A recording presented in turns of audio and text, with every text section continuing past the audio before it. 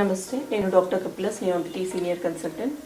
ఈ ఎపిసోడ్లో మైగ్రేనల్ హెడేక్ గురించి చెప్పుకుందాము. కొంతమందిలో ఆల్టర్నేటివ్ హెడేక్ కానీ ఇంటర్మీడియట్ ఎపిసోడ్స్ లాగా హెడేక్ వస్తుంది. అంటే ఒక పక్క కానీ తలపాలో ఒక పక్క కానీ రెండు వైపులా కానీ నొప్పి రావడము. దీనికి ముఖ్య కారణాలు hormonal imbalance, genetic predisposition, travelling చేస్తున్నప్పుడు, ల్యాక్ ఆఫ్ స్లీప్. వీటిలో లక్షణాలు పల్సేటింగ్ హెడేక్ లాంటివి చూస్తుంటాము.